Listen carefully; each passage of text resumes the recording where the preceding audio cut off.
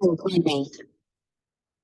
Everyone, welcome back to the class. आप लोगों का क्लास में बहुत बहुत स्वागत है। तो आज आप लोगों का स्वागत है इस लेक्चर में जिसके अंदर हम वर्ल्ड क्लाइमेट पर फोकस करने वाले हैं।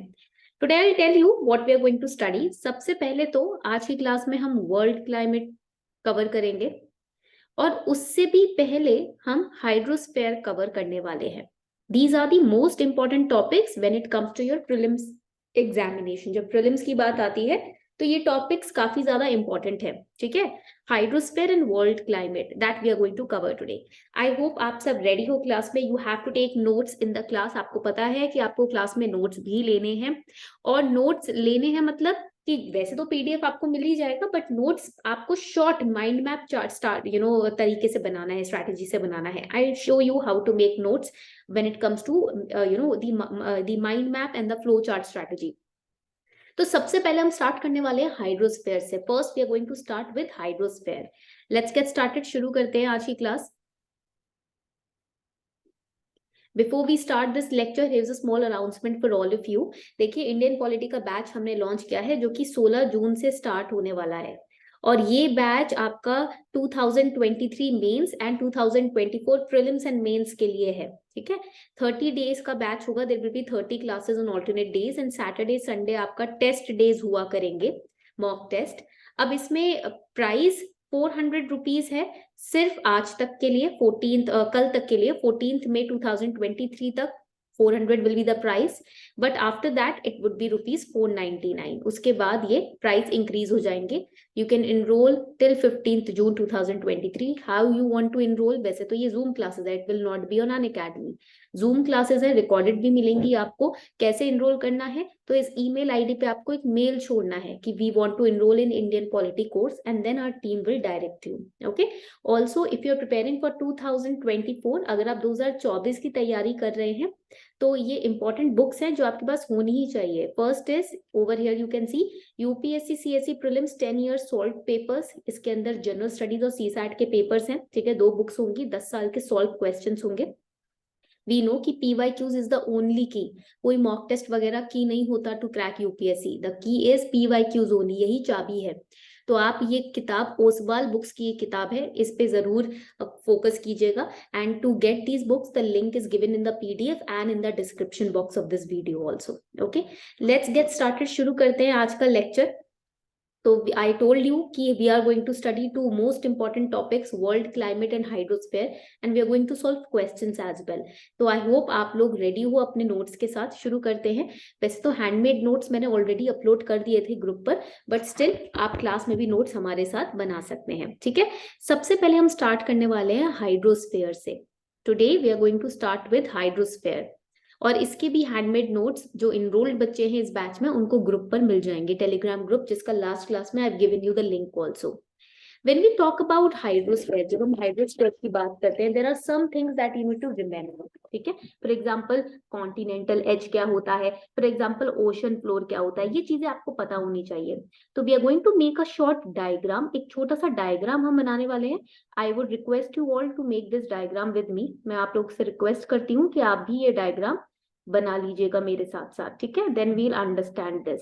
उसके बाद हम इसको समझने वाले हैं, इसके एक एक पार्ट को समझने वाले हैं, ठीक है। Just give me a second. Yes, ठीक है। अब यहां तक हमने ये स्ट्रक्चर बना लिया। This particular area is the part of landmass, और यू कैन से कॉन्टिनेंट। ये लैंडमास या कॉन्टिनेंट का पार्ट होगा जो जमीन होती है, ठीक है, नियर द ओशन।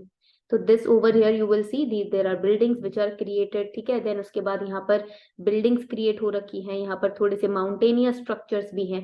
तो I just create a definite picture. मैं आपको एक डेफिनेट पिक्चर बना के दिखा देती हूँ। Just give me a second. तो सबसे पहले हमने बनाया एक जमीन का हिस्सा, बीच आप समझ लो उसको। देन उसके बाद हमने ओशनिक रीजन्स बना रहे हैं हम, जो ओशन के पार्ट होते हैं, ट्रेंचेस, राइट, गेउट्स। तो ये सब हम यहाँ पर ड्रॉ कर रहे हैं। Now this particular area is the part of continent. इस एरिया को हम बोलेंगे part of continent, okay.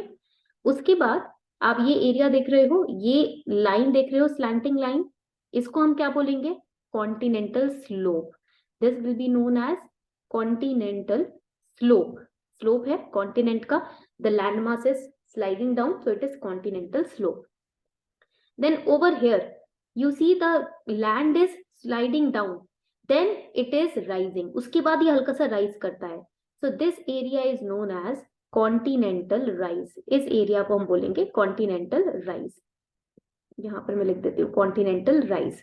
Okay, अब ये जो पूरा स्ट्रक्चर है, ये आपका नीचे जो बेड है ये ओशन फ्लोर है. This is the ocean floor.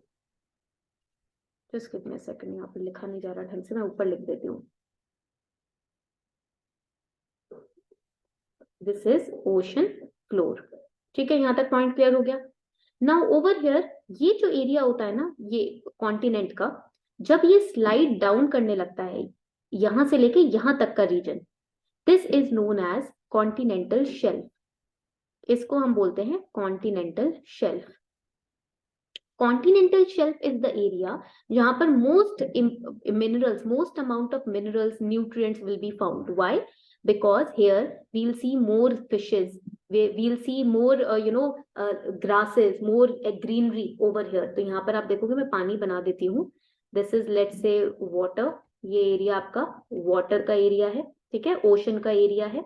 यहाँ पर इस एरिया में we will see, in this area we'll see more fishes because लोग भी यहाँ पर ज्यादा है, मछलियों को खाना भी यहाँ पर लोग ज्यादा डालते हैं.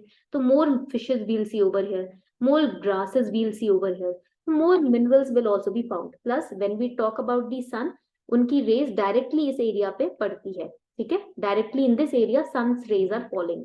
So here we'll find more amount of greenery, minerals, nutrients, etc. Okay, यहाँ तक point clear हो गया सभी को. अब ये जो edge आप part देख रहे हो ना, ये when the land is sliding down, this particular edge, this is known as continental edge. तो इसको हम क्या बोलेंगे? continental edge बोलेंगे. It is the edge when the continental, from where the continental slope starts. Okay, यहाँ तक point clear हो गया. Now this deep down area, ये जो आप area देख रहे हो, what is it? It is known as fault. Oceans में आप faults देखते हो ना, faults are the deepest part of the earth. Faults जो होते हैं वो earth का deepest part होते हैं. So this is the long narrow fault. ठीक है. Now this square like appearance under the ocean is known as guyutes. It is known as guyutes. These are sea mounds. ठीक है, because of sedimentation and because of flood, tsunamis, मिट्टी इकट्ठा हो जाती है ocean floor में और इस तरीके से एक स्क्वायर स्ट्रक्चर, गायूट स्ट्रक्चर बन जाता है. And this you can see it is the ocean mountain. Oceans में भी आप देखोगे अंडर ओशन भी माउंटेन्स होते हैं. So these are ocean mountains. यहाँ तक पॉइंट क्लियर हो गया? ये स्ट्रक्चर क्लियर हो गया. You should remember what is a continental shelf and where in the hydrosphere where the most amount of minerals and nutrients are found, they are found in continental shelf. ठीक है, यहाँ तक point सबको clear हो गया तो please मुझे बता दीजिए कि ma'am this much amount is clear. यहाँ तक क्लियर है बात? तो फटाफट, और इसके भी नोट्स आपको टेलीग्राम पर मिल जाएंगे. ठीक है, मुझे लगता है इसका हैंडमेड नोट अभी हमने नहीं शेयर किया है, तो you will get the notes, don't worry. Okay, चलो आई गेस यहाँ तक पॉइंट सबको क्लियर है. Now we are going to start with world climate. अब हम स्टार्ट करने वाले हैं वर्ल्ड क्लाइमेट से. ठीक है, what exactly is world climate?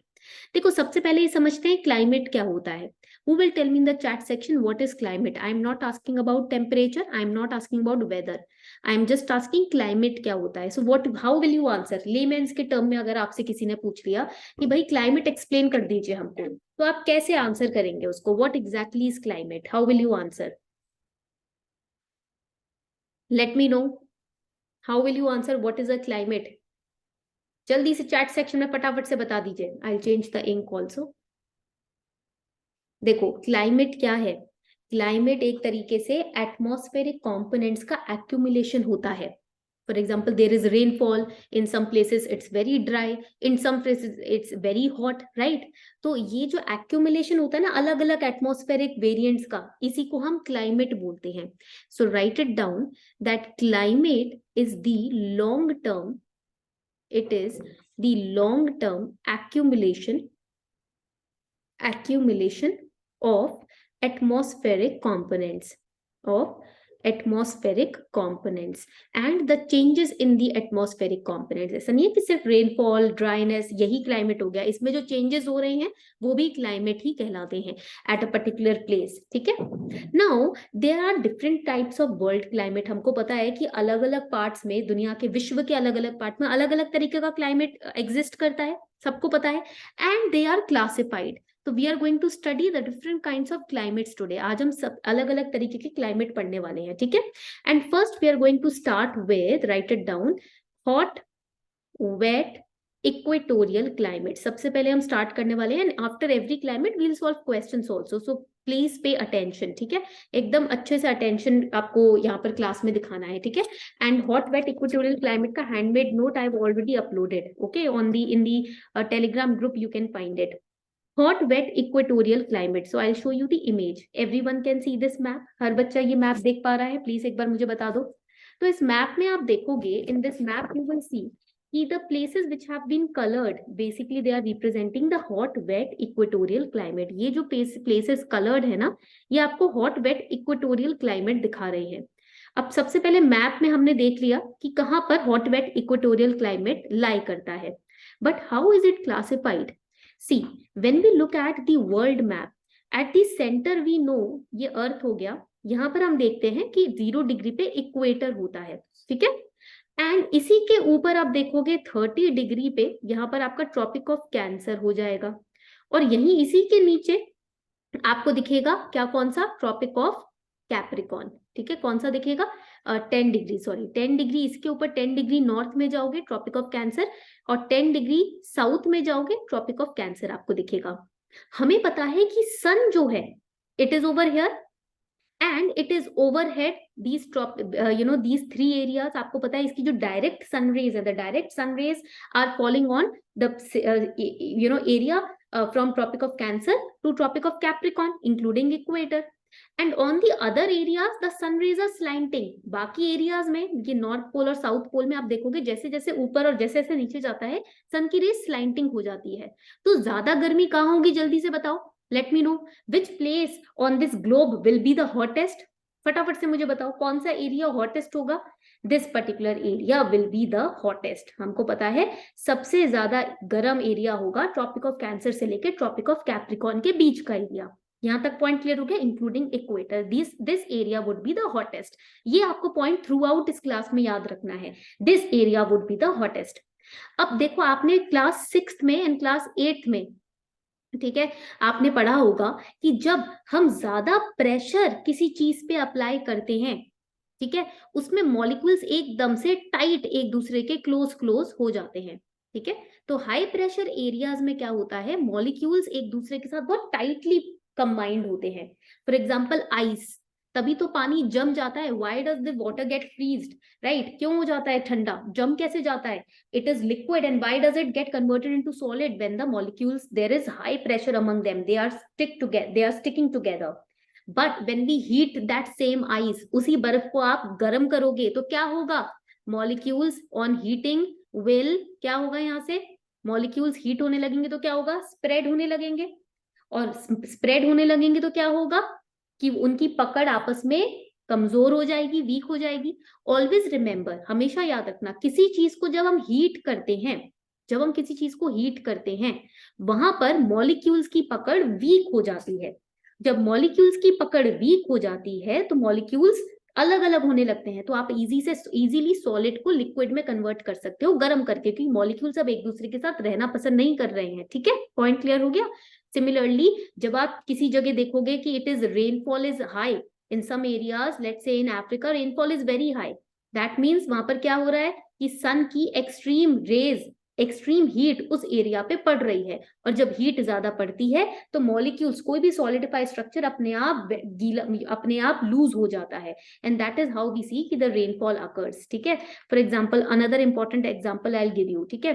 अब आपने लैंड ब्रीज और सी ब्रीज का कॉन्सेप्ट तो पढ़ा होगा, ठीक है। यहाँ पर आप देखोगे दिस इज डे टाइम हम देख रहे हैं, सूरज अभी यहीं पर ही है, ठीक है, और ये हम देख रहे हैं नाइट टाइम, ये हम नाइट टाइम देख रहे हैं, दिस इज मून, ओके। अब आपको पता है जो जमीन है वो जल्दी गर्म हो जाती है, ठीक है, land gets heated up very fast, और हमको ये भी पता है कि रात को उतनी जल्दी ठंडी भी हो जाती है। तो तो यहाँ पर डे टाइम में when the sun's rays are falling on the land and the water, we'll see कि land will get heated up very fast, बहुत quickly. When land will get heated up, जब आप गर्म करोगे जमीन को तो क्या होगा कि वार्म एयर विल राइज, ठीक है, वार्म एयर उठने लगेगी ऊपर, यही होगा ना, warm air will rise. Warm, जो भी चीज हल्की होती है वो राइज करने लगती है, वार्म एयर गर्म हो गई, एयर हल्की हो गई, ऊपर ऊपर उठती जा रही है। जैसे जैसे वार्म एयर राइज करेगी इस तरीके से वो ओशन की तरफ बढ़ने लगेगी।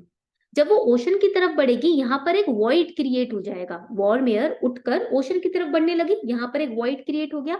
उस वॉइड को बढ़ने के लिए जो with the air which is present in the sea region, which is cooler as compared to the land region, it will start turning over here, इस तरफ बढ़ने लगेगी। this will be the sea breeze और cold sea breeze, ठीक है। to fill this void, sea breeze यहाँ से इस void की जगह लेने आ जाएगी, ठीक है। तो ये क्या हो जाएगा आपका, इसको हम क्या बोलेंगे, लैंड ब्रीज की सी ब्रीज क्या बोलेंगे, जल्दी से बताओ। क्योंकि यहाँ पर आप देखोगे वार्म एयर तो जा ही रही है और ठंडी एयर जगह ले रही है, तो क्या कौन सा साइकिल बन रहा है ये, जल्दी से let me know in the chat section, which cycle is getting formed over here. This cycle is known as, write it down, diurnal range of temperature is which involves land breeze and sea breeze। Diurnal range of temperature land breeze और sea bridge का interplay होता है। तो prelims में अगर आपसे पूछा जाए what is diurnal range of temperature, it is the interplay of land breeze and sea breeze, ठीक है। रात और दिन में जो टेम्परेचर होता है उसके बीच का जो डिफरेंस होगा वो आपका डायurnal रेंज ऑफ टेम्परेचर कहलाया जाएगा। और वो डिफरेंस कैसे आता है, ये लैंड ब्रीज और सी ब्रीज, ये लैंड दिन और रात के टाइम पर जो टेम्परेचर डिफ्लेक्शन होता है उसी से आपका डायurnal रेंज ऑफ टेम्परेचर बनता है, ठीक है। यहाँ तक पॉइंट क्लियर हो गया। फॉर एग्जाम्पल चेन्नई, अब यहाँ पर आप देखोगे रात के समय पर क्या होता है, रात के समय पर सूरज तो ओवरहेड है नहीं, तो क्या होगा, यहाँ से वार्म एयर जो पूरे दिन में यहाँ पर वार्म एयर आकर ओवर दी ओशन कलेक्ट हो गई थी, ये वार्म एयर ये फिर से राइज करेगी। जब ये राइज करेगी तो ये वापस से डिफ्लेक्ट होगी लैंड की तरफ और यहाँ एक वॉइड क्रिएट हो जाएगा। इस वॉइड को भरने के लिए जो कूल लैंड ब्रीज होगी वो यहाँ से ओशन की तरफ मूव करने लगेगी। इसीलिए ये हम बेयरली 2 डिग्री सेल्सियस का जो टेम्परेचर डिफ्लेक्शन देखते हैं रात और दिन के बीच में, इसी के इंटरप्ले को डायurnal रेंज ऑफ टेम्परेचर बोलते हैं। यहाँ तक ये कॉन्सेप्ट समझ आ गया, उसके बाद हम अपना पहला वर्ल्ड क्लाइमेट पढ़ने वाले हैं। ये मुझे बता दीजिए कि मैम हमको यहाँ तक का कॉन्सेप्ट समझ आ गया है, ठीक है, समझ आ गया लैंड ब्रीज और सी ब्रीज का concept, what is diurnal range ये भी समझ आ गया आप लोगों को, ठीक है। चलो अब आगे बढ़ते हैं। When we look at this particular map, जब आप इस मैप की तरफ देखोगे, let's start one by one. यहाँ पर हमने एक बनाया अर्थ, ठीक है। सबसे पहले हम कौन सा क्लाइमेट पढ़ रहे हैं, हॉट वेट इक्वेटोरियल क्लाइमेट, ये वाला क्लाइमेट हमने स्टार्ट किया है। हमने बनाया यहाँ पर एक ग्लोब, हमने देखा कि ये 0 डिग्री पे इक्वेटर है, यहाँ पर 10 डिग्री नॉर्थ और यहाँ पर 10 डिग्री साउथ, ठीक है। इस पर यहाँ पर हम देखेंगे इस एरिया पर सन की रेज डायरेक्टली पड़ रही है, ठीक है। On this area sun's rays are directly overhead, sun is directly overhead, okay. इस एरिया में, ग्लोब के इस एरिया में आप देखोगे we will have hot wet equatorial climate, ठीक है। और इसी एरिया को हम बोलते हैं टॉरिड जोन, और ये आपके क्लास 6 की एनसीईआरटी में लिखा हुआ है। This area 0 degree equator, 10 degree north and 10 degree south. This area is known as torrid zone. What is torrid zone? Write it down. When sun is directly overhead. जब सन directly आपके sir पे, बिल्कुल इस area के sir पे बैठा हुआ है, उस एरिया को टॉरिड जोन बोलेंगे।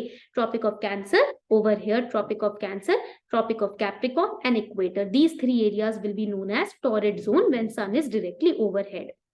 अब हॉट मतलब है, इसका मतलब इसका एवरेज टेम्परेचर, इस क्लाइमेट में जो एवरेज टेम्परेचर रहेगा वो बहुत हाई रहेगा, वही मतलब होता है। और वेट वर्ड लिखा हुआ है इस क्लाइमेट में, दैट मीन्स एवरेज रेनफॉल भी हाई रहेगी, ये भी बात सही है, ठीक है। Hot wet means in this climate 2 characteristics we have already learned. Average temperature will be high, average rainfall will be high, and those countries which lie in the torrid zone will have this kind of climate. वो countries जो इस torrid zone में lie करती हैं उसमें इस तरीके का climate पाया जाएगा। यहाँ तक point clear हो गया, ठीक है। एक point हमने समझ लिया। Now here in this climate we will have, write it down, convectional rainfall. These terms are very important. इस क्लाइमेट में हमारे पास कन्वेक्शनल रेनफॉल होती है। What is convectional rainfall? See this is the water area, ये water body है, ठीक है, ये हो गई आपकी water body. Sun's rays in the torrid zone, water body पे सन की रेज डायरेक्टली पड़ेगी, ठीक है, सन की रेज डायरेक्टली पड़ रही है। That means when the water will get heated up, पानी गर्म होने लगेगा। When water gets heated up what will happen? The warm air will rise up, ठीक है, लो प्रेशर हो रहा है, वार्म एयर क्या हो रही है, ऊपर की तरफ उठ रही है। When the warm air will get it will rise up, it will get converted into clouds, धीरे धीरे ऊपर उठते उठते सॉलिडिफाई होगा क्लाउड के फॉर्म में। और जैसे ही क्लाउड भारी होने लगेंगे क्या होगा? रेनफॉल होंगी, ठीक है। So because of this process, the kind of rainfall that takes place is known as convectional rainfall. Because of the heating up of the ocean, because of direct sun rays, the rainfall that occurs is known as convectional rainfall. Point clear हो गया? So first characteristic of this climate that we have understood is average temperature is high, average rainfall is high. The areas which experience this kind of climate are known to be they fall in the torrid zone, okay, and these areas will experience convectional rainfall. यहाँ पर orographic rainfall नहीं होगी, orographic rainfall पहाड़ों पे होती है, यहाँ पर आपकी convectional rainfall होगी. And here in these countries which fall in the torrid zone, these countries will have which kind of clouds? Write it down. Cumulonimbus clouds. These are the clouds which carry the rain, ठीक है, rain bearing clouds. If in prelims they ask you what are the rain bearing clouds, those will be cumulonimbus clouds, ठीक है, rain bearing clouds. तो इस तरीके के climate में average temperature high होगा, एवरेज रेनफॉल हाई होगा, कन्वेक्शनल रेनफॉल होगी, कंट्रीज टॉरिड जोन में आएंगी और क्यूमुलोनिम्बस क्लाउड्स यहाँ पर बनेंगे, यानी कि रेन बेयरिंग क्लाउड्स यहाँ पर बनेंगे, ठीक है। अब मुझे बताओ यहां तक इस क्लाइमेट के बारे में समझ आ गया सभी को? सबको समझ आ गया यहाँ तक इस क्लाइमेट के बारे में?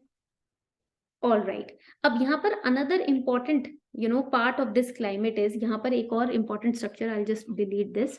तो यहाँ पर एक और कैरेक्टरिस्टिक है which is the properties of this climate.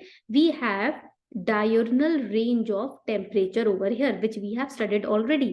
तो फर्स्ट कैरेक्टरिस्टिक हमारे पास डायurnal रेंज ऑफ टेम्परेचर होगा. दैट मीन्स इसका मतलब क्या होता है कि दिन के टेम्परेचर में और रात के टेम्परेचर में बहुत ज्यादा फर्क नहीं होगा, बेयरली 2 डिग्री सेल्सियस का फर्क रहेगा. There will be not much of a difference between the temperature at day and temperature at night. Why? What is the reason? Land and sea breeze. So write it down. इसका reason क्या है? Land and sea breeze that we have studied, ठीक है, जो हमने अभी अभी थोड़ी देर पहले पढ़ा है. यहां तक पॉइंट क्लियर हो गया तो मुझे प्लीज बता दीजिए इन the chat section. Point clear हो गया यहाँ तक? जल्दी से लिखकर मुझे बता दो एक बार चैट सेक्शन में कि मैम पॉइंट्स आर क्लियर. ठीक है, क्लियर हो गया. अब देखो another important property of this climate. Here we will find कौन से एरियाज यहाँ पर आएंगे, which areas, the famous areas will fall over here. Congo, ठीक है, in Africa. Then we have Malaysia, Malaysia भी यहीं पर आएगा, ठीक है. And then we have Amazon lowlands. Okay, तो write it down. Amazon lowlands, they will also fall in this area. Amazon lowlands are also known as selvas. It was asked once in prelims. What are selvas? Selvas are Amazon lowlands. Amazon के जो low lying areas हैं उनको हम selvas बोलते हैं, ठीक है. And then we will find over here Kenyan highlands. Kenyan highlands in East Africa. In East Africa. And then we can find over here, write it down, Cameron Highlands. Cameron Highlands in Malaysia. कहाँ पर हैं ये Malaysia में आते हैं. तो here another important property you must have noticed कि the lowlands and highlands both exist in this type of climate. इस climate में lowlands और highlands दोनों ही exist करते हैं. तो यहाँ पर हमारे पास third property आ जाती है. This kind of climate exists in lowlands plus altitudes also. अगर हाई लैंड्स है यानी कि हाइट वाली जगह है, ऑल्टीट्यूड्स है, वहां पर भी ये क्लाइमेट है, लो लैंड्स में भी है, ठीक है. और इस जोन में in these zones two kind of rainfalls are very famous. पहला तो आपका सबसे फेमस कन्वेक्शनल रेनफॉल है ही है, ये तो हमने पढ़ ही लिया, convectional rainfall. Second rainfall orographic rainfall, because altitude वाले रीजन भी यहाँ आते हैं, the highland of Malaysia, right. So that is why we will see the orographic rainfall over here as well. Now what exactly is orographic rainfall? ये कौन सी rainfall होती है? देखो ये हो गया आपका वाटर रीजन, ठीक है, this is the water region, the water body, the ocean. Let's see ये आपका माउंटेन है, ठीक है, दिस इज अ हाईलैंड और you can call it a mountain, a hill, कुछ भी बोल लो, ठीक है. हाईलैंड मतलब रेस्ड लैंड जो होती है. नाउ वी सी कि that the winds are coming over here, winds आ रही हैं यहाँ पर, ठीक है. अब ये जो विंड्स आ रही है ओशन के ऊपर, when they pass the ocean they will carry the moisture of the ocean, yes और नो, जल्दी से बताओ चैट सेक्शन में. जब ये विंड्स ओशन के ऊपर से आएंगी तो ये ओशन का मॉइस्चर भी लेकर आएंगी, ठीक है. एंड ओशन में काफी ज्यादा मॉइस्चर होता है. The sun is over here, overhead, torrid zone हम पढ़ रहे हैं, और पानी बहुत गर्म हो रहा है. दैट मीन्स वार्म एयर काफी होगी ओशन के ऊपर, और वहीं से हवा आ रही है, तो वार्म एयर को लेकर, उसके मॉइस्चर को लेकर हवा कैरी करेंगे आगे की तरफ. हवा भारी होती जाएगी. as and when it is carrying much amount of moisture it will become very heavy. so as soon as it will hit the land, जैसे ही जमीन को हिट करेगी ये भारी हवा, it will result into heavy rainfall, ठीक है. always remember the moisture carrying rain, the wind, as and when it hits the land it will result in rainfall. तो यहाँ पर क्या होगा, मोस्ट अमाउंट ऑफ रेनफॉल यही हो जाएगी, ठीक है. ज्यादा से ज्यादा रेनफॉल यही हो जाएगी हाईलैंड के वेस्टर्न पार्ट में, और इसको हम बोलते हैं orographic rainfall.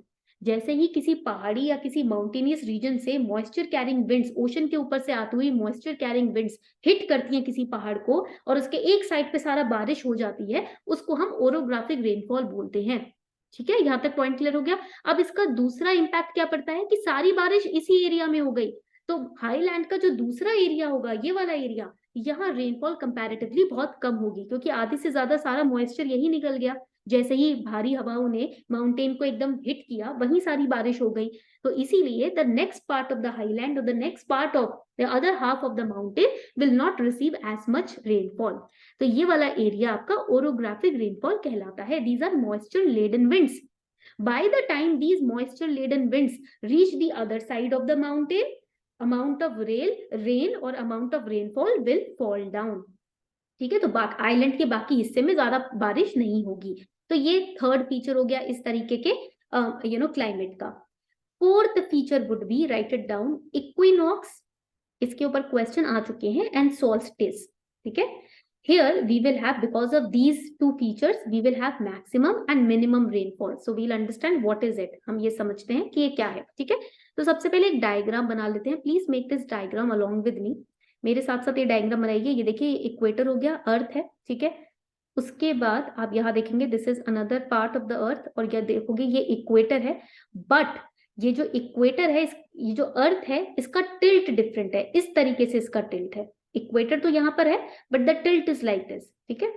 I will just use another slide to make this diagram. Yes, यहाँ पर सबको क्लियरली दिख जाएगा. This is the earth and this is equator. Again एक और अर्थ, दिस इज इक्वेटर. एक और globe, this is the movement of the earth that I am showing you. ये मैं आपको अर्थ की ना मूवमेंट दिखा रही हूँ. इस तरीके से एरो फटाफट से बना लो, ठीक है. ये हमने मूवमेंट यहाँ पर डिफाइन कर दिया. All right, now the tilt over here, यहाँ पर ये अर्थ का एक्सिस है. इस एक्सिस पे टिल्टेड है अर्थ, ओके. तो you will see how much it is deflected from the equator. यहाँ देखोगे इस तरीके से ये टिल्टेड है अर्थ. अगेन यहाँ पर भी इस तरीके से टिल्ट है, एक्सिस के अलॉन्ग ही टिल्ट होता है अर्थ का. ये टिल्ट आपने देख लिया. बीच में आप देखोगे वी हैव द सन. ये हमारा यहाँ बीच में सन हो गया, ठीक है. अब यहाँ देखोगे, आई टोल्ड यू कि ट्रॉपिक ऑफ कैंसर और Capricorn and equator, these are the three areas where the sun's rays will directly fall. इन तीन एरियाज में सन की रेज डायरेक्टली फॉल करेगी. So here when the tilt is like this, maximum amount of sun rays are falling on tropic of cancer and equator. यहाँ पर tilt आप जो देख रहे हो, ठीक है, तो मैक्सिमम अमाउंट ऑफ हीट कहाँ आ रही है, ट्रॉपिक ऑफ कैंसर और इक्वेटर पे आ रही है. तो यहाँ पर आप देखोगे ट्रॉपिक ऑफ कैंसर वाला area will be warm. This is the Tropic of Cancer wala area and it is warm, extremely warm, and that means there will be summer. इसका मतलब क्या है, यहाँ पर आ रही है summer. इस एरिया में summer है, ठीक है. तो यहाँ पर आप देखोगे warm है और इस तरफ cold है, ठीक है. तो यहाँ पर क्या होगा, winter हो जाएगी, ठीक है. अब आप इस तरफ देखेंगे, अगेन सन का जो रे है आप देखोगे, ट्रॉपिक ऑफ कैप्रिकॉन की तरफ ज्यादा है, equator and Tropic of Capricorn. तो इस एरिया में वार्म होगा टेम्परेचर एंड यहाँ ऊपर की तरफ कोल्ड होगा टेम्परेचर, तो this area will experience winter. Okay, यहाँ तक पॉइंट क्लियर हो गया सभी को? तो यहाँ पर इस पूरे डायग्राम को, इस पूरे coverage pattern of climate change को हम क्या बोलेंगे? वील से this particular area is experiencing equinox. तो यहाँ पर आप लिखेंगे व्हाट इज इक्विनॉक्स। इक्विनॉक्स का मतलब क्या होता है? Right it down. when sun is above the imagined line round the center of earth, which is the equator, and day and night are of equal length। जब दिन और रात की लेंथ इक्वल होती है और जो सन है वो किसके ऊपर ज्यादा से ज्यादा है? इक्वेटर और उसके आसपास के एरियाज के ऊपर ज्यादा है। तो इक्विनॉक्स आप कब एक्सपीरियंस करते हो? Around 20th March and 22 September. वो लोग आपसे डेट्स पूछेंगे, they will ask you about the dates and the condition of forming an equinox. कब होती है कंडीशन? यहाँ आप देखोगे इस एरिया में you are seeing an equinox when the sun's rays is overhead on the equator. Imaginary line जो equator है उसके ऊपर डायरेक्टली सन की रे फॉल कर रही है एंड उसी के साथ साथ ट्रॉपिक ऑफ कैंसर भी गर्म हो रहा है। तो ये इक्विनॉक्स का सिचुएशन है। और यहाँ पर ये जो एरिया आप देखोगे, this area will experience solstice. तो व्हाट एग्जैक्टली सोल्स्टाइस? जल्दी से फटाफट लिख लेते हैं। Solstice basically means when there is minimum rainfall.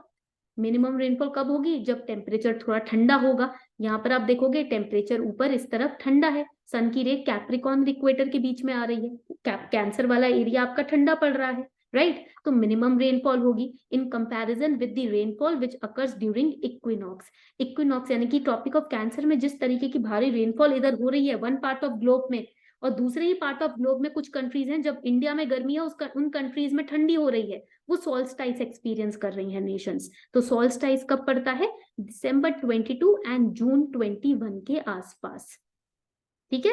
In case the sun is overhead either on tropic of cancer और कैप्रिकॉन। जब डायरेक्टली इक्वेटर पे है तो आपका इक्विनॉक्स की कंडीशन बन जाएगी, और जब ट्रॉपिक ऑफ कैंसर या ट्रॉपिक ऑफ कैप्रिकॉन के ऊपर थोड़ी बहुत सन की रेस पड़ रही है, उस केस में डायरेक्टली इक्वेटर के ऊपर सन नहीं है, तो उस केस में हम सोल्स्टाइस की कंडीशन देखते हैं। ठीक है, मैं एक और बार रिपीट कर देती हूँ ताकि कंफ्यूजन हट जाए। ठीक है, देखो इक्विनॉक्स की बात आ रही है, यहाँ पर आप याद रखना सन डायरेक्टली इक्वेटर के ऊपर ही होगा। ठीक है, और ये 20th मार्च और 22 सितंबर के आसपास होता है। सोल्स्टाइस की कंडीशन हम देखते हैं, यहाँ पर सन जो होगा वो इक्वेटर पे नहीं होगा।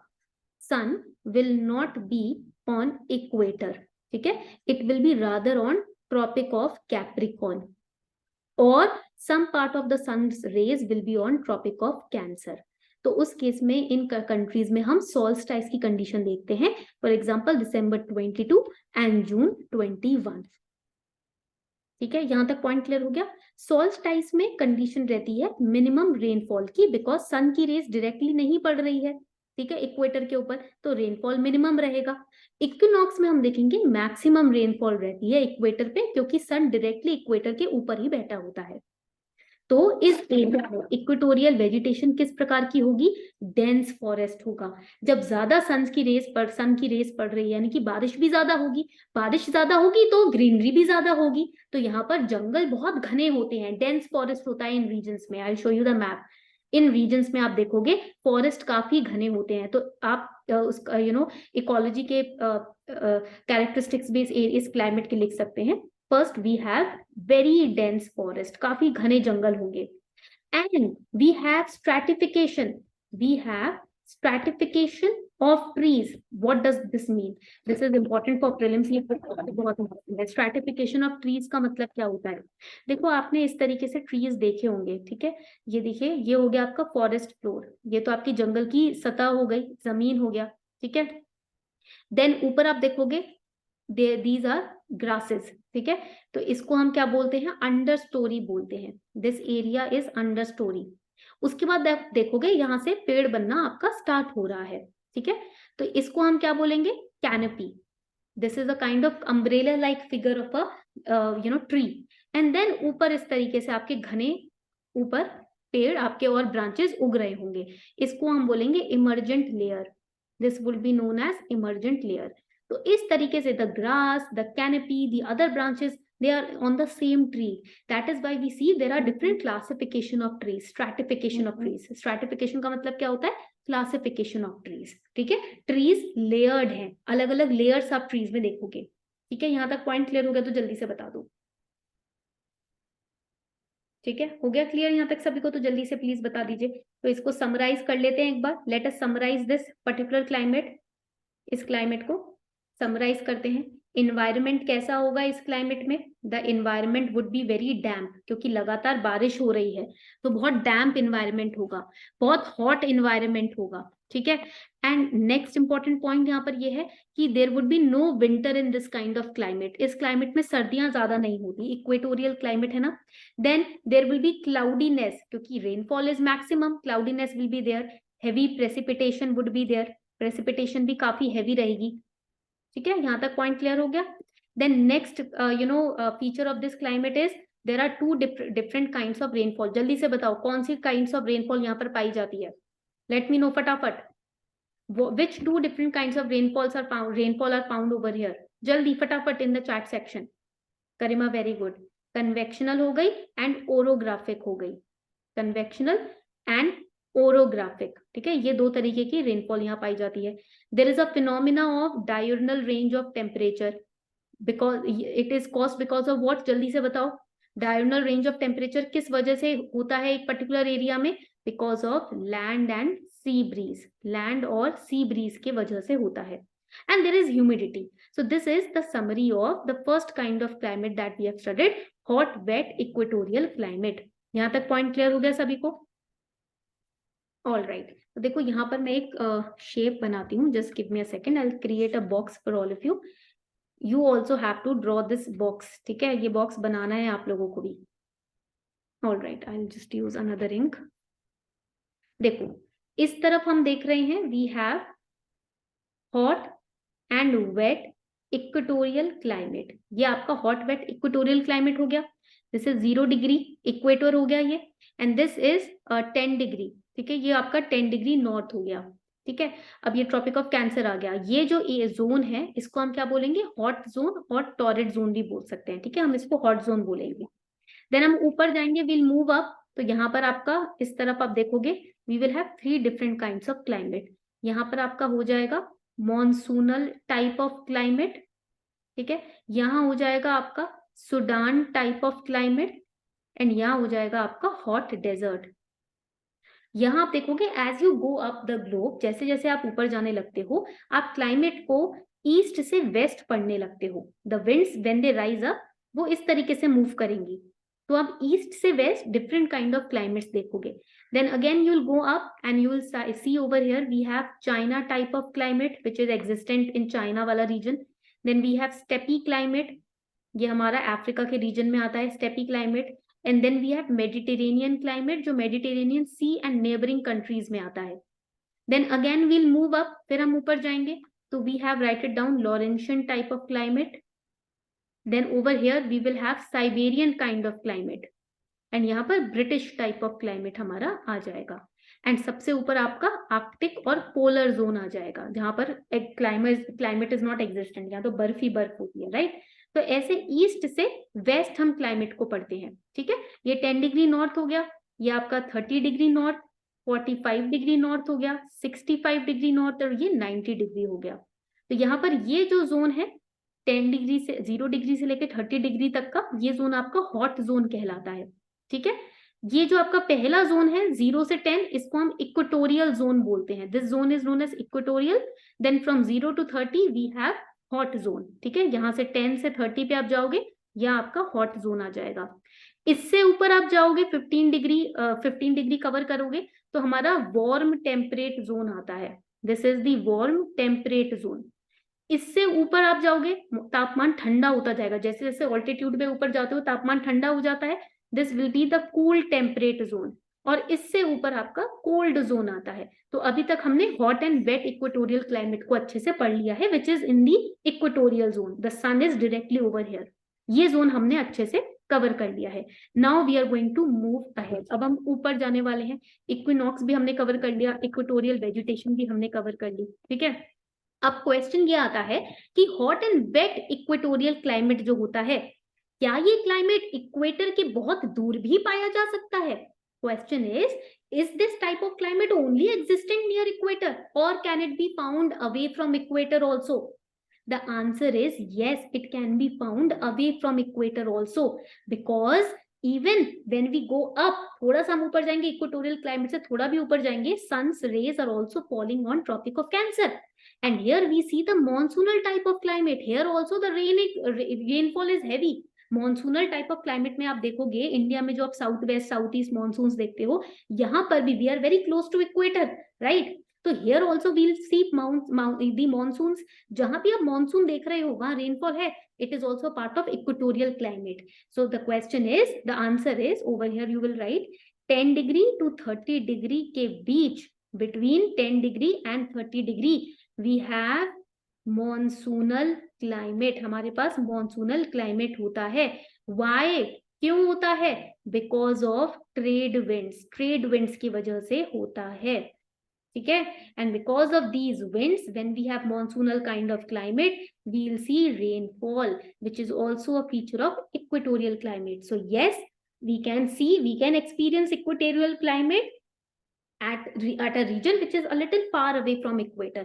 थोड़ा सा अगर इक्वेटर से दूर भी है ना एरियाज, इन एरियाज के बीच में हमको इक्वेटोरियल क्लाइमेट देखने को मिलता है, because sun's rays are overhead.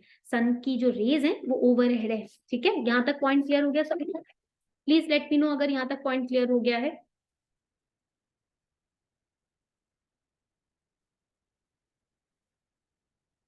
एक बार मुझे चैट सेक्शन में, प्लीज मुझे बता दो कि ma'am point is clear.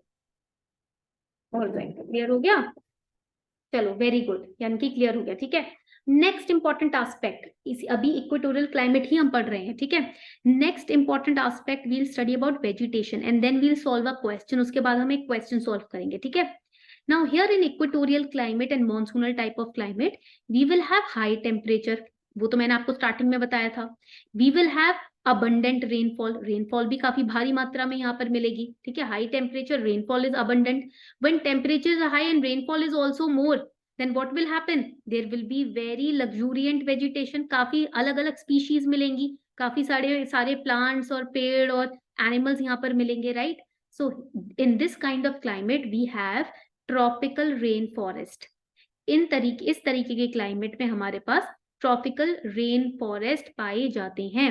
And we have multiple species also, हमारे पास अलग अलग तरीके की थ्राइविंग स्पीशीज यहाँ पर मिलेंगी. We will have evergreen trees, because rainfall is abundant, तो एवरग्रीन ट्रीज मिलेंगे. We will have epiphytes. Now the question is what is epiphytes? This has been asked in PYQs. अब ये एपीफाइट्स क्या होते हैं? Epiphytes basically are plants which requires a surface to grow. These are those kind of plants which grow on other plants, ठीक है. तो यहाँ पर आप लिख लो what are epiphytes. Epiphytes क्या होते हैं? Plants growing on other trees or plants, उनको हम epiphytes बोलते हैं, ठीक है. And another important point is they don't take up nutrition from these or trees or plants from where they grow.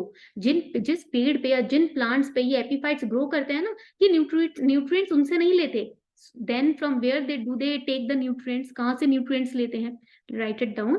They derive their nutrients from rain water. जो बारिश का पानी होता है, हवा होती है, वहां से ये अपना न्यूट्रिएंट लेते हैं, ठीक है. They are also known as, AKA means also known as air plants, because they take their nutrients from the air ना, so they are known as air plants. They are not anchored in the soil, ये soil में नहीं होते, ये दूसरे plants में grow करते हैं, ठीक है. पॉइंट क्लियर हो गया? Those are epiphytes. अब यहाँ पर एग्जाम्पल क्या हो सकता है? ऑर्किड्स. आप ऑर्किड के प्लांट को देखते हो, वो एपीफाइड ही होता है, ठीक है. These are orchids. For example rubber, ठीक है. यहाँ तक पॉइंट क्लियर हो गया सभी को? चलो अब मैं क्वेश्चन पूछ लेती हूँ. Everyone is ready? Let me know in the chat section if you are ready, ठीक है. I am writing the question on the screen. If you want, you can also write the question.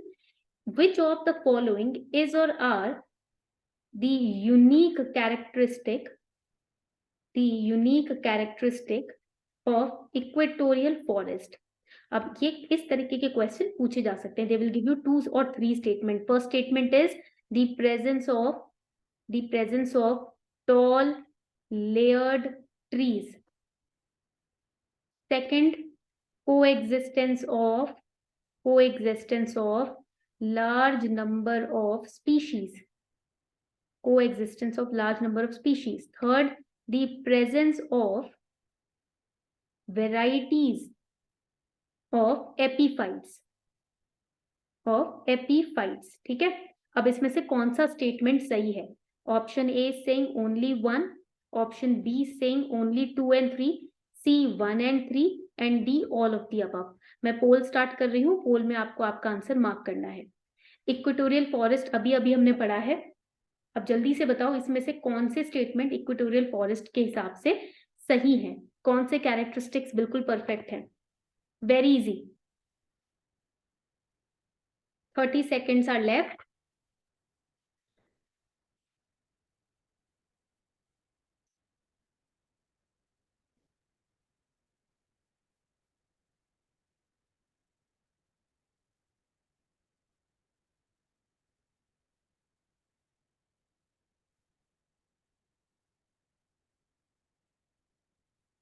Five seconds are left.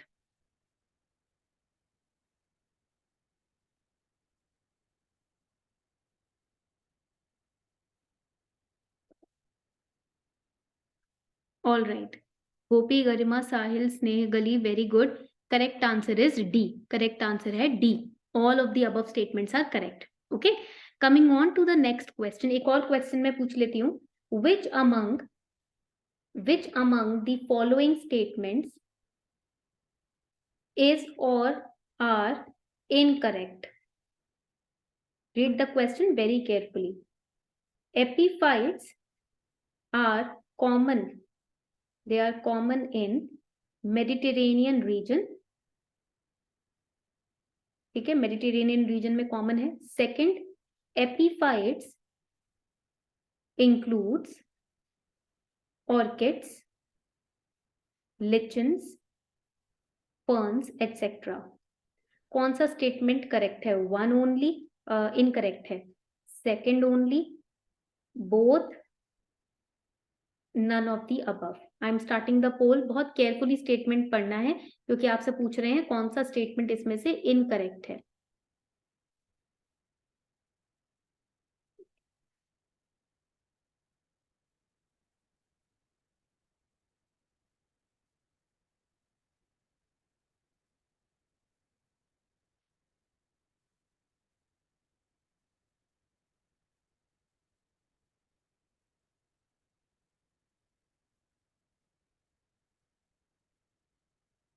Ten seconds are left. 10 second बचे हैं बस.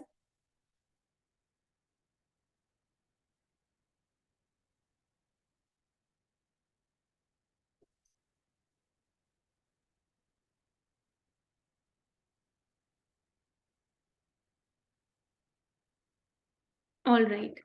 Garima, Shigali, very good. Correct answer is A. First statement is wrong. Mediterranean region में नहीं पाया जाता, ये equatorial region में पाए जाते हैं. ठीक है, always remember epiphytes in the equatorial region.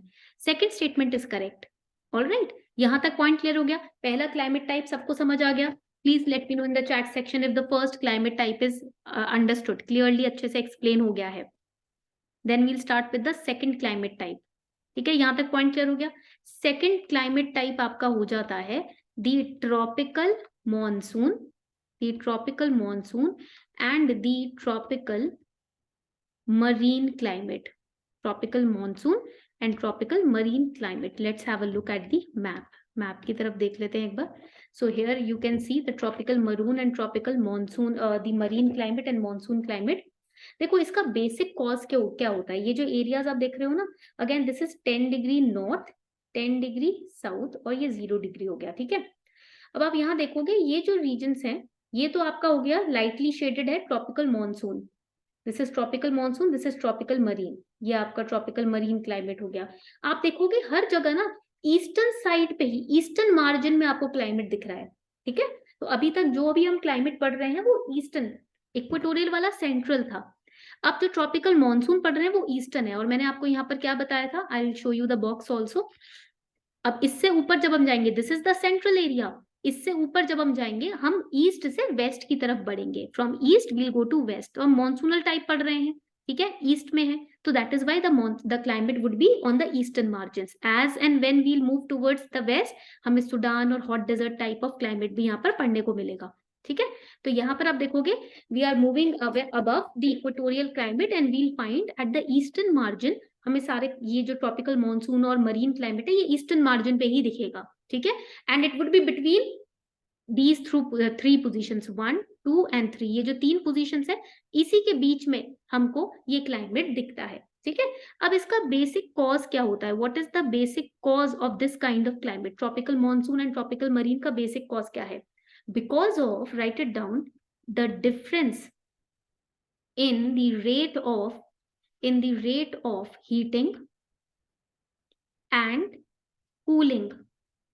cooling of land and sea। यहाँ पर आप देखोगे we have sea oceanic region, है ना, यहाँ पर आपको पूरा ओशनिक रीजन दिखेगा, and we have the land region also. And because we know कि the land and the sea both they gets heated up and they get cool down at a different rate, अलग अलग rate होते हैं ना, जमीन बहुत जल्दी गर्म हो जाती है, बहुत जल्दी ठंडी हो जाती है, वहीं ओशनिक रीजन टाइम लेते हैं। Because of the difference in the rate of heating and cooling of land and sea, we see this kind of climate. Here we will study 2 keywords। यहाँ पर हमको 2 keywords पढ़ने हैं जो prelims के लिए important है। These 2 keywords are, write it down, the offshore wet monsoons, the offshore wet monsoons, and second, the onshore dry monsoon, the onshore dry monsoon। Offshore wet monsoon will be seen in summer, onshore dry monsoon will be seen in winter। अब ये offshore और onshore क्या होता है, देखो जब भी winds ocean के रीजन से ऊपर आकर वार्म एयर जो होती है वो जमीन को हिट करती हैं, वो आपका हो जाता है ऑनशोर, ठीक है। और जब जमीन से ओशन की तरफ जाती है वो ऑफशोर हो जाता है, ठीक है। इसको हम आगे डिटेल में पढ़ने वाले हैं, डोंट वरी। अब पहला इंपॉर्टेंट कॉन्सेप्ट जो मुझे इस क्लाइमेट में आपको समझाना है वो है वार्म एयर का कॉन्सेप्ट और कोल्ड एयर का, उसके बाद ही हम इस क्लाइमेट को समझ पाएंगे। मैंने आपको स्टार्टिंग में बताया था दैट इन क्लास 6th और 8th you might have studied, जहां पर लो प्रेशर रीजन होता है वहां पर मॉलिक्यूल्स के बीच में जो कनेक्शन है वो वीक होता है, the molecules are scattered. when you heat something, when you heat an ice cube, it will melt away very quickly। why? because there will be low pressure between the molecules के बीच में pressure low होगा तो वो binding capacity कम हो जाएगी, because of which the ice will melt। but when you are freezing something, the molecules will be tightly packed। कोई चीज को आप फ्रीज कर रहे हो तो मॉलिक्यूल्स के बीच में स्पेस नहीं होती, टाइटली पैक्ड हो जाते हैं मॉलिक्यूल्स, तो ये आपका हाई प्रेशर हो गया, this will B high pressure, ठीक है। जब कुछ हीट करते हो तो मॉलिक्यूल्स में एनर्जी आ जाती है और वो ज्यादा एक दूसरे से दूर जाने लगते हैं, ठीक है। Things will expand on heating, ये हमने साइंस में पढ़ा है, ठीक है। Things expand on heating, when things are heated pressure will be less between the molecules, and when things are frozen, जब लोगों को चीजों को जमाया जाता है molecules will exert pressure on each other, कुछ ना कुछ प्रेशर यहाँ पर रहेगा ही रहेगा, ठीक है। Same kind of thing we see when because of the presence of sun, इसी तरीके का कैरेक्टरिस्टिक हमको सन की प्रेजेंस में दिखता है, ठीक है। ये एस्पेक्ट आपको याद रखना है। सेकंड एस्पेक्ट हम क्या करने वाले हैं, क्या याद करने वाले हैं, that wind will always flow from high pressure to low pressure, wind हमेशा हाई प्रेशर से लो प्रेशर की तरफ ही जाती है। ये तो कॉन्सेप्ट आपको ज्योग्राफी में बिल्कुल याद रख लेने हैं, ठीक है। यहां तक पॉइंट क्लियर हो गया है तो मुझे एक बार बता दो जल्दी से।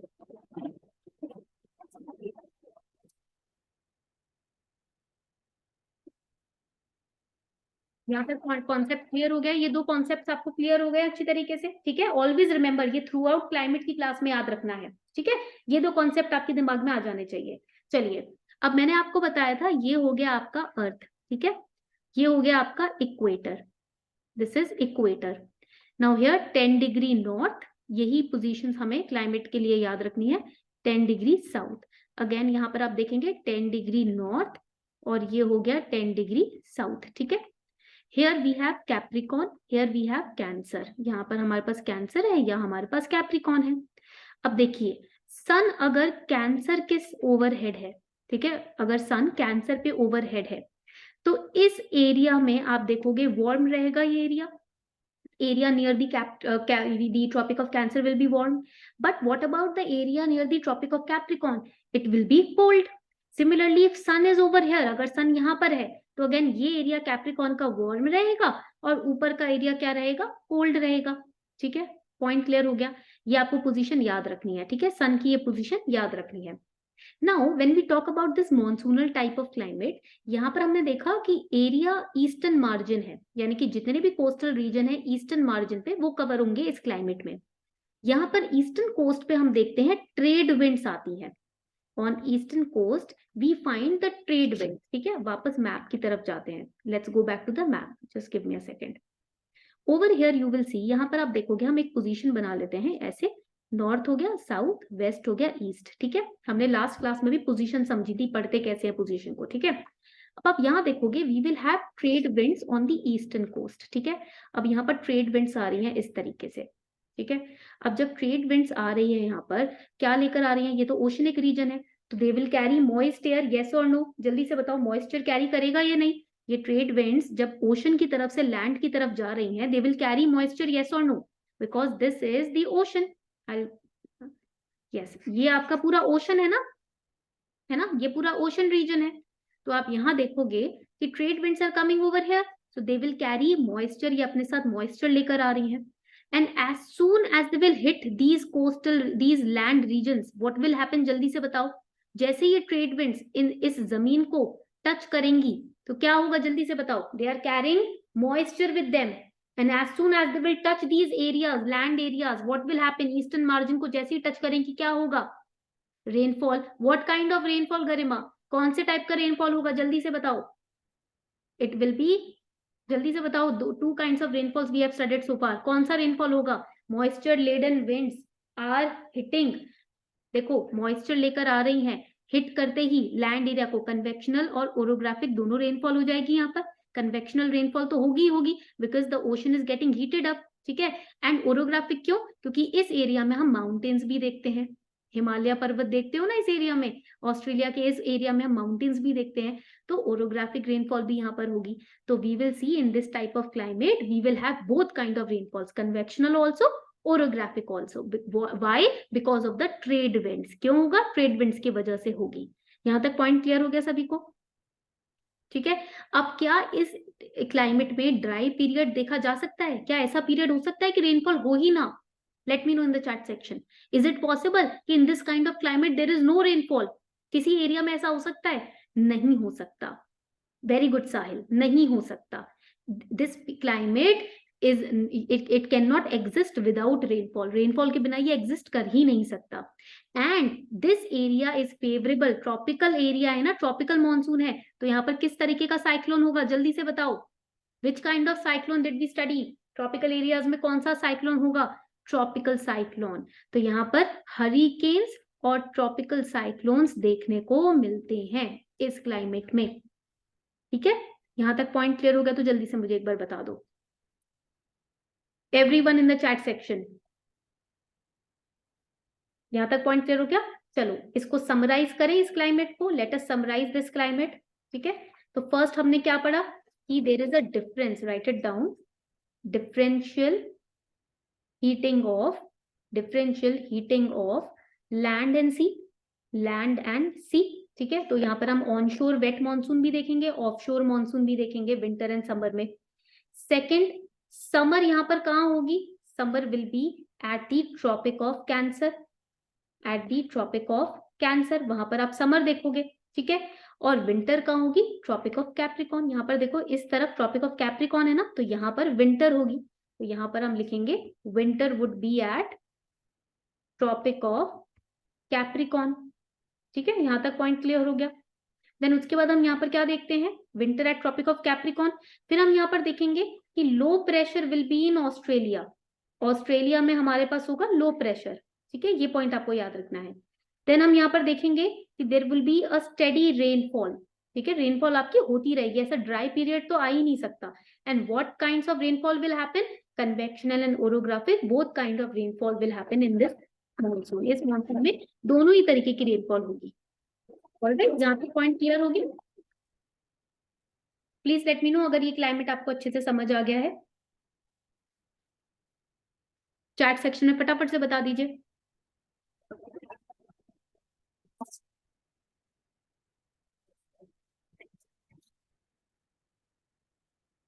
और यहाँ तक पॉइंट क्लियर हो गया।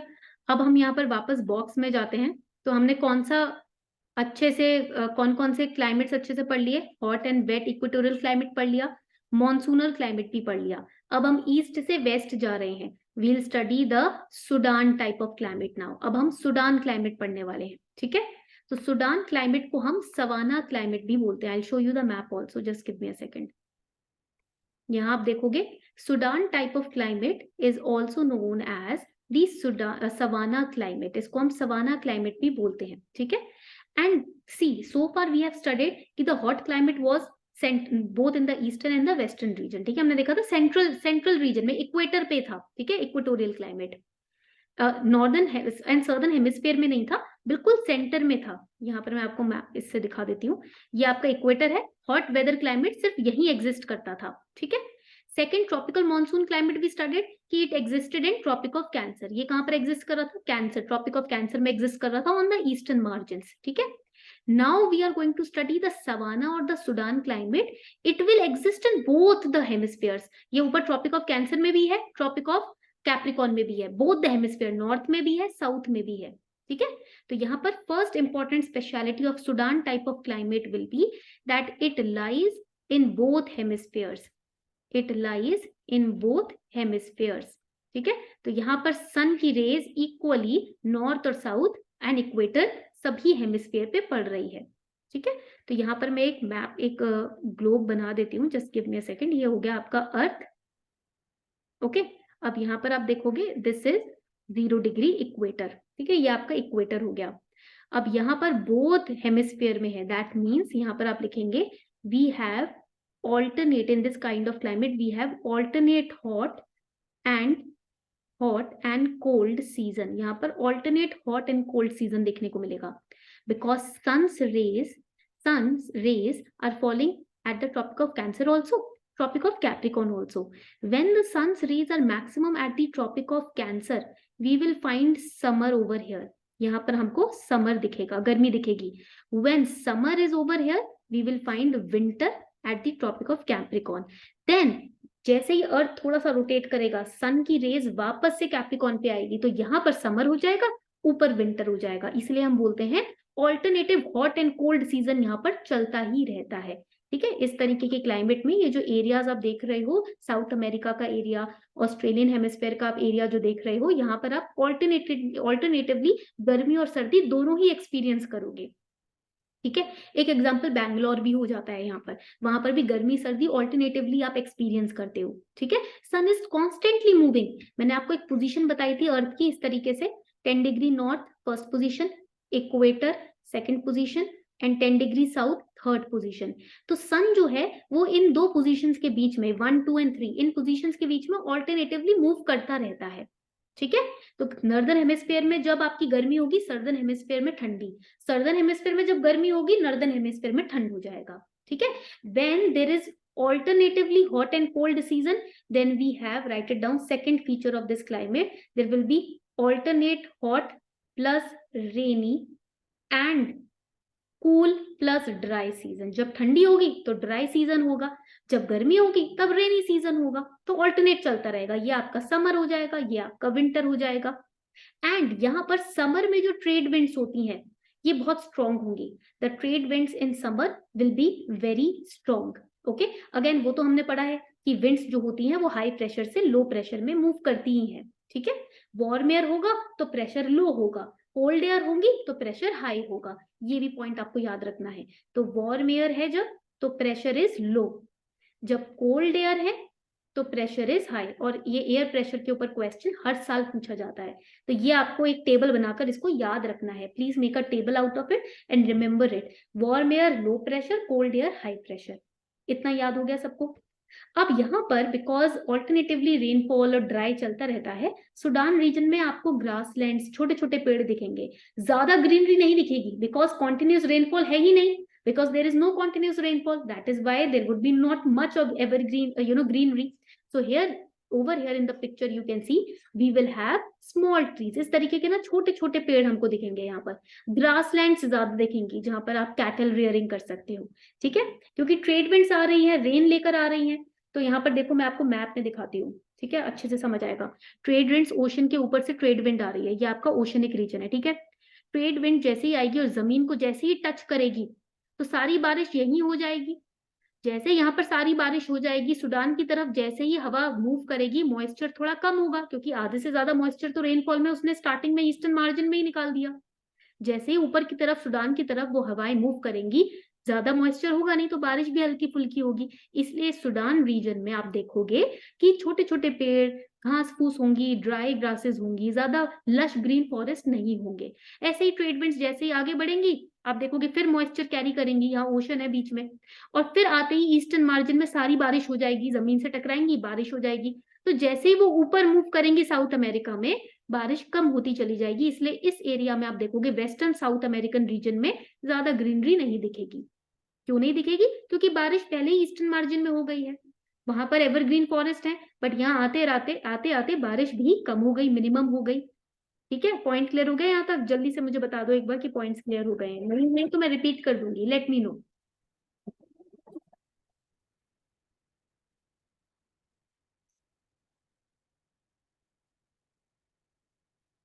पॉइंट्स क्लियर हो गए यहाँ तक? Please let me know in the chat section की मैम पॉइंट्स क्लियर हो गए, देन वील मूव अहेड, उसके बाद हम आगे बढ़ते हैं। ठीक है, ऑल राइट। अब देखो अनदर इंपॉर्टेंट पॉइंट, एक और इंपॉर्टेंट पॉइंट है इस क्लाइमेट का। This is, write it down और you can draw it also, this is the African का, एक तरीके से अफ्रीकन मैप मैंने बना दिया है। ये आपके हो गए सहारा डेजर्ट, ठीक है, और यहाँ पर हमारे पास होता है Gulf of Guinea. This is Sahara desert, this is Gulf of Guinea, ठीक है। यहाँ पर लोकल विंड्स बहुत पाई जाती हैं। Here in Sudan type of climate we see local winds. These local winds will flow from Sahara Desert, क्योंकि देखो आपको पता है ड्राई एरिया में सूखी हवा बहुत चलती है, गर्म हवा बहुत चलती है, राइट। तो local winds will flow from the Sahara desert, Sahara desert से फ्लो करेंगी। It will flow towards Gulf of Guinea, Gulf of Guinea तक फ्लो करेंगी, ठीक है। We know Sahara desert is hot, okay, हमें पता है सहारा डेजर्ट जो है वो हॉट है। तो over here I will show you the map also, मैं आपको मैप दिखा देती हूँ, just give me a second. All right, यहाँ पर आप देखो, ये आपका सहारा डेजर्ट हो गया। यहाँ से trade winds will, local winds will flow Gulf of Guinea तक, this is Gulf of Guinea, ठीक है, यहाँ पर फ्लो करेंगी। सहारा डेजर्ट इज हॉट, ठीक है। अब क्या होगा, ये जो लोकल विंड है इसको हम क्या बोलेंगे? This local wind, wind will be known as, write it down, harmattan. They can ask you this in prelims, ये प्रीलिम्स में पूछा जा सकता है, what is harmattan? Harmattan is the name of local wind flowing from Sahara desert, ठीक है। Harmattan, when it will come from Sahara Desert, it is hot, and यहाँ पर watery area है, what will happen? It is hot air, it is hot wind, it will cause evaporation, ठीक है। इससे क्या होगा? इवेपोरेशन होगा। इवेपोरेशन जैसे ही होगा, आपकी बारिश होगी इस रीजन में, in this region there will be rainfall, and when there is rainfall the temperature will go down. जैसी बारिश हो जाती है तापमान कम हो जाता है ना, then it will produce a cooling effect. So always remember that the Sahara area is very dry, but the region near Sahara will experience cool temperature because of Harmattan local winds, because these are hot winds, they are flowing towards Gulf of Guinea.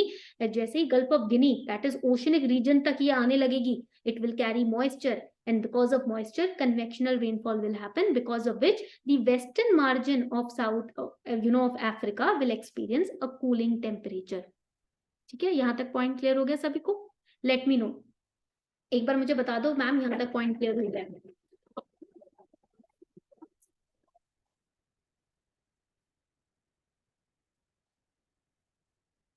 All right, चलो next important point, अब यहाँ पर natural vegetation कैसा रहेगा इस climate में, what will be the natural vegetation in this climate, ठीक है, ये समझ लेते हैं।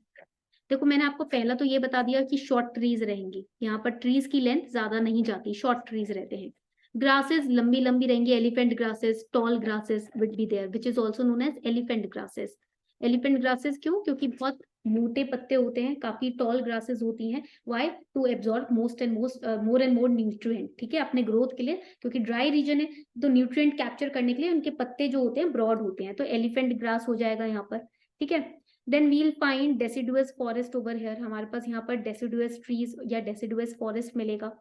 ट्रीज जो है वो अम्ब्रेला शेप्ड है, अम्ब्रेला शेप्ड ट्रीज, तो मैं आपको इमेज भी दिखा देती हूँ, देखो यहाँ पर ये अम्ब्रेला शेप्ड ट्रीज हैं, these are umbrella shaped trees, okay, all right. And यहाँ पर ज्यादा से ज्यादा palm trees near the oasis, near the western region of Africa we'll find the palm trees also, ठीक है, जहाँ गल्फ ऑफ गिनी के आसपास के बॉर्डर एरिया जो है वहां हमको because of moisture palm trees भी यहाँ देखने को मिलते हैं, ठीक है। तो ये पॉइंट आपको क्लियर हो गया, please let me know in the chat section कि ma'am this point is clear, then we'll move forward, उसके बाद हम आगे बढ़ेंगे, ठीक है।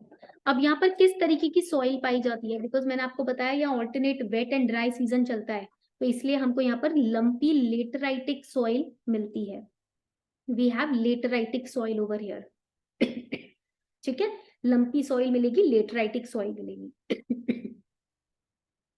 प्लीज लेट मी नो अगर यहाँ तक क्लियर हो गया, ताकि हम आगे बढ़ सकें।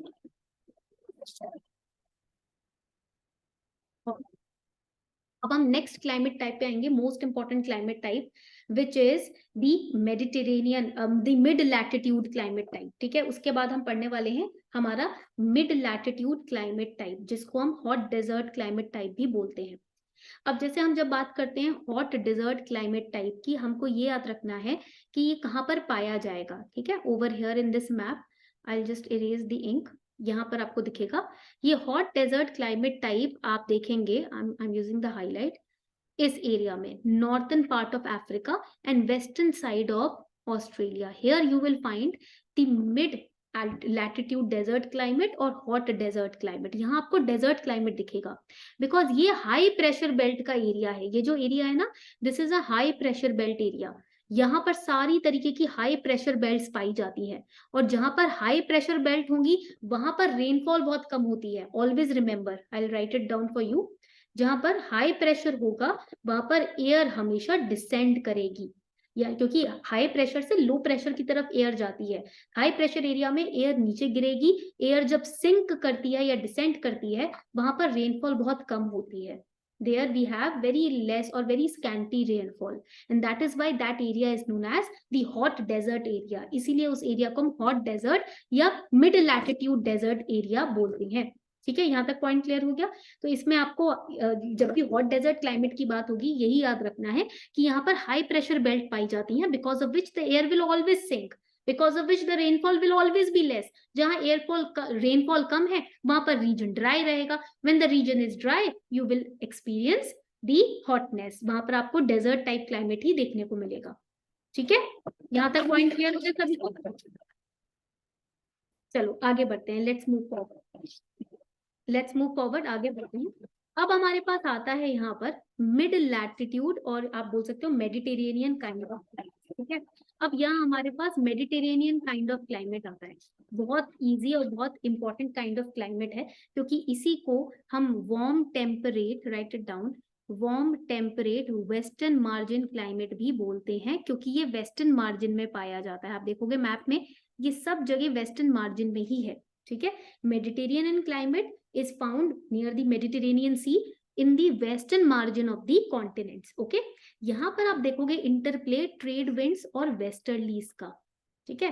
अब देखो हम यहाँ समझते हैं, वी नो कि westerlies here are flowing next to the trade winds, these are trade winds, these are westerlies, trade winds are on the land, always remember trade winds land पे है, westerlies ocean में है, ठीक है, ये difference आपको याद रखना है। Westerlies are next to the trade winds, ये भी वेस्टर्लीज है, जो ओशन के ऊपर है वो आपकी वेस्टर्लीज कहलाई जाती हैं, जो ट्रेड विंड्स है वो जमीन के ऊपर है, ऑन शोर वेस्टर्लीज है, ऑफ शोर ट्रेड विंड्स है, ठीक है। शोर के ऊपर जो है वो ट्रेड विंड्स हो गई, जो शोर से बाहर है वो क्या हो गई आपकी वो आपकी वेस्टर्लीज हो गई। अब ये जो ओशन विंड्स हैं और ट्रेड विंड्स हैं, दोनों ही एक दूसरे के पास हैं, ठीक है। Westerlies are flowing next to trade winds, they are coming from the oceans, they are carrying moisture, बहुत ज्यादा रेनफॉल होनी चाहिए, ऐसी विंड्स को ऑन शोर विंड्स बोलते हैं, राइट इट डाउन। ये जो है ओशन विंड्स या वेस्टर्लीज, ये ऑन शोर विंड्स हैं, ये मॉइस्चर कैरी कर रही हैं, ठीक है। जब भी वेस्टर्लीज और ट्रेड विंड्स जहां पर पास पास पाई जाती हैं, वहां पर हम पढ़ते हैं ITCZ को। आपने पढ़ा होगा न्यूज में, ITCZ नॉर्थ की तरफ बढ़ गया है, ITCZ साउथ की तरफ बढ़ गया है। क्या होता है ITCZ? So let's study that, because इसी का रोल है मेडिटेरेनियन टाइप ऑफ क्लाइमेट में। ITCZ क्या होता है, इसको लिख लीजिए आप। ये एक थर्मल इक्वेटर जोन है, this is a thermal equator zone, और ये एक लो प्रेशर जोन होता है, this is a low pressure zone, ठीक है। ये लो प्रेशर जोन होता है। यहाँ देखोगे, ये हो गया ट्रॉपिक ऑफ कैंसर, ये हो गया ट्रॉपिक ऑफ कैप्रिकॉन, ये हो गया 0 डिग्री इक्वेटर हो गया, ठीक है। सन ओवरहेड है, यानी कि इस एरिया में आपको हाई इंसुलेशन देखने को मिलेगा, कैंसर से कैप्रिकॉन के बीच में हाई इंसुलेशन रहेगा, ठीक है। तो ये ITCZ जो है, जहां पर ज्यादा गर्मी है वहां लो प्रेशर रहेगा, ठीक है। और ITCZ यहीं पाया जाता है, इन 3 जोन्स के बीच में आप देखोगे ITCZ आपको मिलेगा, बिकॉज ये लो प्रेशर जोन है, ठीक है। तो ये जो ITCZ है, ये वो जोन है जहां पर ट्रेड विंड्स और वेस्टर्लीज एक दूसरे से टकराती हैं, ठीक है। तो I am going to make this particular box for you so that you can understand. ये मान लीजिए ओशन रीजन से वेस्टर्लीज आ रही हैं, ये लैंड की तरफ, this is the land region, this is the ocean, ठीक है। यहां से ट्रेड विंड्स नीचे की तरफ जा रही हैं, ओशन की तरफ जा रही हैं, ठीक है। ये आपका हाई प्रेशर जोन है, this is the high pressure zone. Now we know trade winds are coming from the land, तो ये मॉइस्चर तो कैरी कर नहीं रही होंगी। वेस्टर्लीज ओशन से आ रही है, ये मॉइस्चर लेकर आ रही होंगी, ठीक है। जैसे ही यहाँ पर वेस्टर्लीज आकर रेन कैरी कॉज करती हैं, लैंड से टकराकर जैसे ही बारिश होती है, ठीक है, आप ये देखोगे ये जो कंडीशन है ये आपका समर में बनने लगता है। और जैसे ही ट्रेड विंड्स लैंड की तरफ से जाके ओशन में मर्ज कर जाती हैं, ये कंडीशन यहाँ पर विंटर की तरफ बढ़ने लगता है। ये समर और विंटर का जो इंटरप्ले होता है, इसी की वजह से बीच में ITCZ बनता है। ITCZ एक लो प्रेशर जोन है, थर्मल इक्वेटर जोन, ये इक्वेटर के आसपास आपको दिखेगा। तो जैसे ही यहाँ वेस्टर्लीज जमीन से टकरा के बारिश करेंगी, ITCZ थोड़ा थोड़ा समर की तरफ यानी कि ऊपर की तरफ बढ़ेगा, शिफ्ट होगा, विंटर वाले एरिया से थोड़ा ऊपर दूर जाएगा।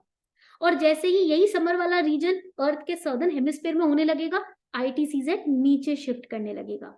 तो हमेशा याद रखना, जहां धूप है, जहां गर्मी है, समर है, ITCZ उसी के हिसाब से अपनी पोजीशन चेंज करता है, क्योंकि ये थर्मल इक्वेटर जोन है। अभी पॉइंट क्लियर हुआ? Please let me no. ये इंटरट्रॉपिकल कन्वर्जन जोन है, जहां सर्दी से गर्मी हुई ये ऊपर शिफ्ट हुआ, जहां नीचे गर्मी हुई ऊपर सर्दी रही ये नीचे की तरफ शिफ्ट हुआ। तो ये होता है हमारा basically concept of ITCZ which is found in the Mediterranean climate, क्योंकि यहाँ पर इंटरप्ले ट्रेड विंड्स और वेस्टर्लीज का कॉन्टिन्यूस रहता है। तो इन्हीं के टकराव से ITCZ ऊपर या नीचे शिफ्ट होता है। यहाँ तक पॉइंट क्लियर हुआ ITCZ के बारे में? तो जल्दी let me know in the chat section if the point is clear, ठीक है। अब देखो another important point, जब ITCZ शिफ्ट होती है, when the ITCZ shifts, ठीक है, तो इसके शिफ्ट होने के वजह से जो प्रेशर बेल्ट्स पाए जाते हैं ना एटमॉस्फेयर में, high pressure area, low pressure area, ये भी शिफ्ट करती हैं। ITCZ समर की तरफ, मान लो नॉर्दर्न हेमिस्फीयर में गर्मी हो रही है, ऊपर शिफ्ट हुआ, तो प्रेशर बेल्ट ऊपर शिफ्ट होगा, हाई लो प्रेशर बेल्ट ऊपर शिफ्ट होगा, हाई प्रेशर बेल्ट नीचे जाएगा, ठीक है। क्योंकि हाई प्रेशर बेल्ट है तो सर्दी होगी, वो नीचे की तरफ शिफ्ट होगा, क्योंकि नीचे सर्दी हो रही है, ऊपर गर्मी है तो लो प्रेशर बेल्ट ऊपर की तरफ जाएगा, ठीक है। तो इसीलिए हम इसी ITCZ के मूवमेंट की वजह से विंड्स की मूवमेंट हाई प्रेशर से लो प्रेशर में हमें देखने को मिलती है, ठीक है। यहां तक पॉइंट क्लियर हो गया? तो ITCZ का phenomena always remember will happen in the warm temperate western margin climate. जो भी मेडिटेरेनियन क्लाइमेट है या टेम्परेट वेस्टर्न क्लाइमेट है, वहां पर आपको ITCZ का फिनोमेना काम करते हुए दिखेगा। And this is the question that has been asked a lot of times. यही क्वेश्चन बार बार पूछा जाता है प्रीलिम्स में कि ITCZ phenomena is seen in which kind of climate? It is not seen in equatorial kind of climate. It is seen not in the savanna kind of climate.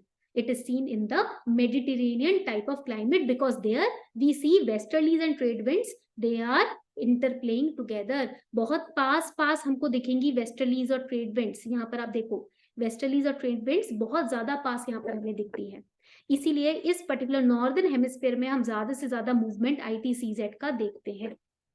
ठीक है, यहाँ तक पॉइंट क्लियर हो गया? Please let me no, एक बार मुझे बता दीजिए अगर पॉइंट क्लियर हो गया। चैट सेक्शन में फटाफट से बता दीजिए कि points are clear. Okay, very good, बहुत ही बढ़िया। So this was your today's class, ये थी आपकी आज की क्लास। कल आपकी क्लास होने वाली है लास्ट, ठीक है, tomorrow is your last class. On the Telegram group of this batch I will share the link of that class, ठीक है, उस क्लास का मैं लिंक आपके साथ शेयर कर दूंगी टेलीग्राम ग्रुप पे, जिसमें हम बाकी के बचे हुए 3 क्लाइमेट टाइप्स को पढ़ेंगे। स्टेपी क्लाइमेट अभी बचा हुआ है, ठीक है, तो we'll study that and we'll solve PYQs। उसके बाद हम थोड़े से PYQ सॉल्व करेंगे। Okay, so on this note we are wrapping up the session.